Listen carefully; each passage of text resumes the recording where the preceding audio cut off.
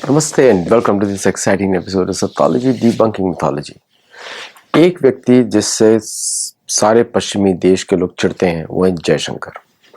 जयशंकर ने जब से वो विदेश मंत्री बने पिछले मोदी जी के पिछले कार्यकाल से उन्होंने भारत की छवि को बहुत ही ऊपर पहुंचाया है। उनके स्पष्ट उत्तर उनके जो स्पष्ट उत्तरों ने पश्चिमी देशों की बोलती बंद कर दिया। चाहे कोई भी फोरम हो, चाहे म्यूनिक कॉन्फ्रेंस हो, चाहे वो हंगरी में कॉन्फ्रेंस हो, चाहे किसी भी देश में हो, चाहे न्यूयॉर्क में हो। और भारत की विदेश नीति का बढ़ता दबाव जो पड़ रहा है दुनिया पे, वो भारत की सैन्य शक्ति से भी डायरेक्टली कनेक्टेड है। आप ये समझिए कि सबसे पहले होती है गुप्तचरी, फिर होती है सैन्य शक्ति, फिर होती है डिप्लोमेसी। फर्स्ट लेवल नहीं होता। आजकल हमारे मन में क्या हो गया, डिबेट कर लिया, आर्ग्यू कर लिया, ये पॉइंट हमने बोल दिया, वो पॉइंट हमने बोल दिया। आप जिन लोगों से डील कर रहे हो उनका इंटेलेक्चुअल कैपेसिटी नहीं है। आप अमेरिका को ही देख लो, अमेरिका में आप किससे इंटेलेक्चुअली आप बात कर सकते हो? बहुत ही कम लोग मिलते हैं जिनमें इंटेलेक्चुअल कैपेसिटी हो कुछ समझने की और कुछ बोलने की, या उनको कोई इतिहास के बारे में मालूम हो। लेकिन जयशंकर आते हैं बड़े लंबे डिप्लोमेटिक एक्सपीरियंस के साथ, उन्होंने दुनिया भर के वर्ल्ड लीडर्स देखे।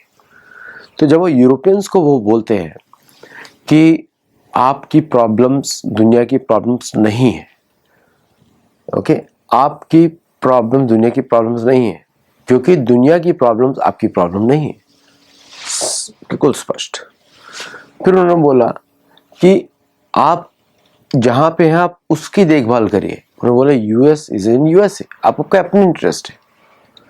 फिर उन्होंने तीसरी बात बोला, ये सब बातें उनको बड़ी चुभती है, क्योंकि यूरोपियंस की एक खराब आदत होती है लेक्चर्स देने की, क्योंकि उनको चर्च के माध्यम से सोचते हैं। चर्च में क्या होता है, लेक्चर्स होते हैं। कोई बाइबल नहीं पढ़ता। बाइबल का अर्थ तो कुछ और होता है, रिलीजियस नाम नहीं होता। बाइबल का अर्थ होता है एनी कंपाइलेशन इज बाइबल, मतलब रेफरेंसेबल बुक इज बाइबल। वो बिब्लिया जो है लैटिन वर्ड है ना, उसका ओरिजिन आता है विद्या से। उन्होंने विद्या को बिब्लिया कर दिया। अब कैसे किया वो पता नहीं, लैंग्वेजेस चेंज होती रहती हैं, शब्द चेंज होते रहते हैं for a long period of time. लेकिन ये जो वेस्टर्न डिजीज है वो है लेक्चर्स देने की डिजीज। चर्च में जाके वो लोग बैठ के लेक्चर सुनते हैं, मतलब कि वो आके कुछ भी अपने मन से बोलता रहेगा और सुनते रहेंगे आप। मैं इन लोगों के मेरे को बुलाया जाता है जगह जगह फोरम्स में, तो मैं जाता हूँ अपना भगवद गीता का पक्ष रखने के लिए। तो मैं जानता हूँ क्या सिखाते हैं। तो मैं बहुत बार बोलता हूँ कि तुम्हारे पास न स्पिरिचुअलिटी है, न तुम्हें मन के बारे में मालूम, न तुम्हें बुद्धि के बारे में मालूम, तुमको ये भी नहीं मालूम भगवान कौन है। ओके, इनको ये कुछ मालूम नहीं है। इन्होंने एक मिकी माउस को चूज किया हुआ है, जो कि अमेरिकन रिसर्चर्स ही क्वेश्चन करते हैं कि वो व्यक्ति कभी एग्जिस्ट ही नहीं किया। वो हेसूस नाम का जो आदमी है वो तो कोई संस्कृत वो ओरिजिन वर्ड है, ईशु, ईशा, इससे आया है, कहीं से आया है, बट उसका कोई संबंध ही नहीं है इनके कल्चर से। यहाँ तक कि वो रोमन से ढूंढते रह गए कि हेसूस नाम का आदमी है कौन, किधर का है वो हेसूस। But anyway, this is the तो उनकी वो लेक्चरिंग हैबिट जो आई है कैथोलिसिज्म से और उधर से, वो लोगों को ब्रेन वॉश करने के लिए। जब इंटरनेट नहीं था, सोशल मीडिया नहीं था, ये लोग एक ही बात बार बार बोलते हैं, यू आर बीइंग परसिक्यूटेड। अपने संतों बोलते हैं मार्टिर, मतलब मरने के लिए आप ज्वाइन करते हो उधर। और उन्हें अपने सिंबल को भी सूली पे चढ़ाया हुआ है, समझे आप? कौन रखता है सूली पे चढ़ा के रखता, मतलब कि वो दिखाने के लिए कि वो आदमी आपके लिए मरा था, लेकिन वो आदमी कभी जिंदा ही नहीं रहा। वो तो ओसिरिस की कहानी है, इजिप्शियन कहानी है, उसका कोई संबंध ही नहीं। मेरी बुक आप चेक कर सकते हो, पूरा मैंने डिटेल में लिखा है कि ओसिरिस की कहानी को कैसे इन्होंने एक्वायर कर लिया। वो इजिप्ट की कहानी है ना। ओसिरिस कौन सा कोई व्यक्ति था? नहीं था, वो इजिप्ट फेबल्स है, वो इजिप्ट की फोकलोर है। वो नाम का व्यक्ति कभी एग्जिस्ट ही नहीं किया। और वो जो जिसकी स्टोरी लिखते हैं सूली पे चढ़ाया गया, वो इसलिए चढ़ाया गया क्योंकि वो अपने धर्म का पालन कर रहा था, इसलिए उसको सूली पे चढ़ाया गया। तो वो तो जो भी दिखाते हैं सब झूठ। ये खून है, वाइन पीते हैं, ये खून है, ये bread. Because of these lecturing habits, उनकी लेक्चरिंग की हैबिट्स पड़ गई है। यूरोप कौन सा ह्यूमन राइट्स फॉलो करता है मुझे बताइए? वहां के सामी लोगों को मार दिया, रोमानी लोगों को मार दिया, फिर उनके खुद के लोगों को गुलाम बना दिया। अगर आप उनकी बात नहीं मानोगे, उनके जो चर्चिज्म होता है, कैथोलिज्म होता है, तो उनको आपको मार दिया जाता है। उससे डर के भाग के उन्होंने कॉलोनीज बनाई। कॉलोनीज में सारे क्रिमिनल्स को भेज दिया, जेल में भरे पड़े थे। ओके, तो इस तरह ही वो चलता है सिस्टम पूरा। तो यूरोपियन जब लेक्चर देते हैं, पीस की बात करते हैं, ह्यूमन राइट्स की बात करते हैं, और अभी क्या कर रहे हैं, पूरे यूरोप को चोरी का माल पे भेज रहे हैं लड़ने के लिए। और जयशंकर जी को मालूम है ये लोग क्या कर रहे हैं, इसलिए जयशंकर जी ने बोला US is a complex scenario, don't understand, है ना। एक तरफ आप दोस्ती की बात करते हो, प्रेसिडेंट आपका ट्वीट करता है फ्रेंड, मतलब सारा आई वॉश, बिहाइंड द सीन पूरा आप एक्शंस कर रहे हो, बांग्लादेश में, पाकिस्तान में उसको आर्म कर रहे हो, हर तरफ से आर्म ट्विस्टिंग कर रहे हो हर तरफ से, और खुद जाके वेनेजुएला में तेल लोगों का चोरी कर रहे हो, शिप्स लोगों का चोरी कर रहे हो इंटरनेशनल वाटर्स में, जिसपे इंटरनेशनल लॉज लगते हैं। पायरेसी, वो मतलब कि पायरेट्स ऑफ करीबियन जो पहले ब्रिटिश नेवी करती थी वो अमेरिकन नेवी कर रही है। जस्ट इमेजिन कितना क्लोज है कोलैप्स के लिए। ये लोग एक दिन होके प्रेसिडेंट ऑफ अमेरिका बोलेगा एक्सपेरिमेंट इज ओवर, भाग जाओ सब लोग, ये बोलने वाला है। और आप इमिग्रेशन की बात करते हो, इमिग्रेशन की बात करते हो, लीगली आप वीजा इश्यू करते हो, फिर वीजा को डिले करते हो, लोगों को परेशान करते हो। और anti brown protest, anti black protest, मतलब जो रेसिज्म भरा पड़ा है कूट कूट के आपके उसमें, आप लोगों को लगता है कि बहुत ही सुंदर है, लेकिन अगर किसी साधारण व्यक्ति से पूछो ये सफेद कलरलेस आदमी कहाँ से आ गया, ब्लैंको, लैटिन में बोलते हैं ब्लैंको, ये तो चोर है, उसकी शक्ल पे धब्बे पड़े हैं, फिजिकल कैपेसिटी नहीं है। तो so this is what is going on. Population decline है पूरी दुनिया में, और साथ में human rights violations are the norm of the land. मतलब दुनिया में सबसे जो बड़ा, सबसे ज्यादा रेप्स जो होते हैं वो होते हैं यूरोप में, ऑस्ट्रेलिया में और यूएस में। यूएस जो है is one of the top countries जहाँ पे रेप्स होते हैं, टॉप 10 में आता है, ऑस्ट्रेलिया टॉप में आता है, और बाकी पाकिस्तान और उधर तो काउंटी आप छोड़ दीजिए क्योंकि और स्टेटिस्टिक्स ही नहीं है। बट ये स्टेटिस्टिक्स वाले देश हैं, यहाँ पे तो एटलीस्ट है। अपने को फर्स्ट वर्ल्ड बुलाते हैं, first world.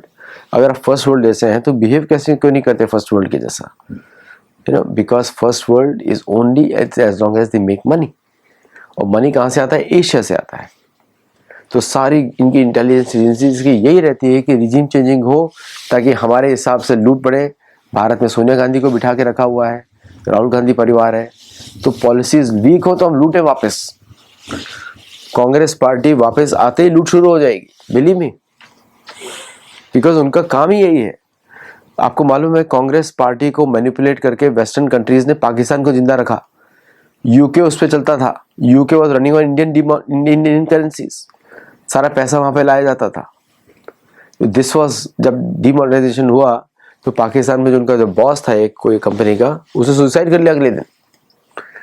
So they heavily influenced all these countries and enemy of India, क्योंकि India is the source of wealth for them. India is the source of wealth. अगर इंडिया उनके हाथ से चला गया, सब कुछ चला गया उनके हाथ से। तो पूरी उनकी एजेंसीज लगी हुई है। अब भारत ने अपना पास्ट भूल चुका है।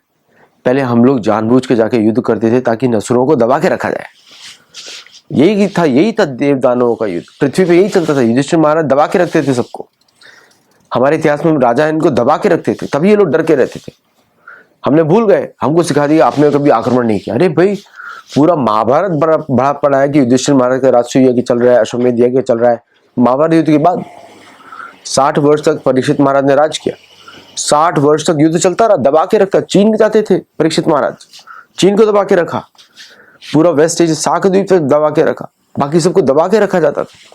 हम लोगों को भुला दिया गया और हम लोग इनकी पीस वाले टॉक में आ गए। जब तक कि भारत की सेनाएं बाहर दबाएंगे नहीं, बाहर जाके एक्शन नहीं करेंगी, ये लोग सुनेंगे नहीं आपकी। मैं बार बार, मेरी सारी बुक्स में पूरा इतिहास इनका देखा है। सिर्फ जो इनको दबाता है उसके दोस्त बनते हैं ये।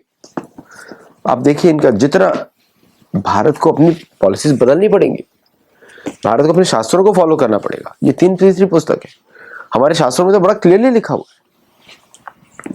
मेरी इंटरेस्ट है, वॉर पढ़ेंगे तो पता लगेगा हम तो शक्तिशाली और महान शक्तिशालियों के देश, हमारे यहाँ तो शक्ति भरी पड़ी है।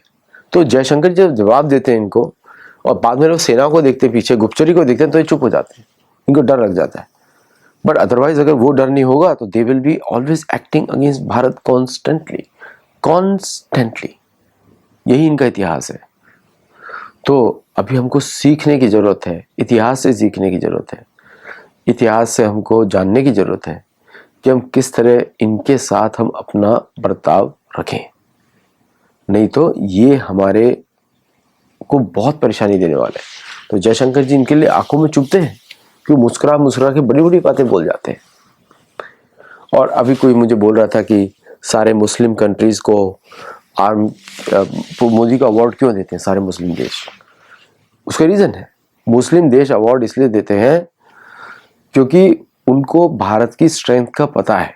मुसलमान देश जो है स्ट्रेंथ को रिस्पेक्ट करते हैं, स्ट्रेंथ को रिस्पेक्ट करते हैं। Why they give you awards, वो स्ट्रेंथ को रिस्पेक्ट करते हैं और इसीलिए अवार्ड दे रहे हैं मोदी जी को, और ताकि वो भारत के साथ रिलेशनशिप को इम्प्रूव करें। और भारत को भी सैन्य शक्ति देनी ही पड़ेगी नहीं तो ये लोग कोई सुनने वाले नहीं है किसी का भी। They will continue to act against India. तो जयशंकर जी ने जब दो टूक सुनाते हैं तो उनको उनके कान खड़े होते हैं और वो घबरा के वापस बात करने की कोशिश करते हैं, लेकिन ये बातचीत से कुछ होने वाला नहीं है। उनको मालूम है भारत विल नॉट एक्ट, उनको मालूम है एशिया विल नॉट एक्ट। ये सब बात करते हैं, इसलिए जब आप बात करते हैं तो you are always ready for negotiation, ये उनको लगता है। तो जिस दिन भारत अपनी नेचुरल अवस्था में आएगा, सैन्य शक्ति के थ्रू बात करेगा, ये सब लोग सुनने वाले हैं। ये इतिहास है, मैंने इनका कल्चर बहुत डीपली स्टडी किया है और मुझे मालूम है ये कैसा सोचते हैं। इनका सोच का पैटर्न ही ये है कि जब तक वो आपसे आश्वस्त हैं कि आप एक्शन नहीं लोगे, वो आपको राय देते रहेंगे। जिस दिन उनको मालूम है कि सेना का प्रयोग होगा, आपकी सुनेंगे। आई थिंक जयशंकर जी ने फर्स्ट स्टेप लिया है। अब राजनाथ सिंह का समय है और भारतीय नेतृत्व का समय है कि हम किस तरह इनके देशों में काम करें। और यही राहुल गांधी और सोनिया गांधी को डर है। हम लोग सुपर नहीं बनना है, एश्योरेंस दे रहे हैं सबको, अटैक कर सकते हो तुम हमारे ऊपर। That's what they are saying. They are inviting Sonia Gandhi, Rahul Gandhi, वो इनवाइट करें इन लोगों को अटैक करने के लिए, समझे आप। तो जयशंकर जी का काम बहुत अच्छा है, लेकिन हमको उसके आगे भी सोचना है। सो गांधी परिवार इनवाइटिंग फॉरेनर्स टू एक्ट, जैसे उनकी पार्टी कांग्रेस पार्टी करती रही है। आपको मालूम है किस तरह वो इनवाइट करते हैं, वो कोऑर्डिनेट्स देते हैं, एक्शंस बनाते हैं, लोगों को बताते हैं और फिर उस पर फॉरेन एजेंसीज काम करती हैं। आज के लिए इतना ही। If you like the show, do share, subscribe, लोगों को बताइए। और सतौली चैनल पर आपको वो सुनने को मिलेगा जो एकदम इतिहास से 100% करेक्ट है। हम लोग रेफरेंसेबल न्यूज़ या इंफॉर्मेशन पर ही बात करते हैं और हमारा पर्पज़ ये है कि वेदों को प्रमोट किया जाए, पुराणों को प्रमोट किया जाए, उसको पढ़ें आप लोग। इसलिए मेंबर्स ओनली वीडियोस में सिर्फ आप मेंबर्स बनते हैं, आपको मेंबर्स ओनली वीडियोस मिलेंगे जिसमें आप सिर्फ शास्त्रों की बात सुनेंगे। आज के लिए इतना ही। जय Jagannath, and I will see you in my Gurukul and also in the next show. Register है, गुरुकुल का registration link is in the description. नमस्ते।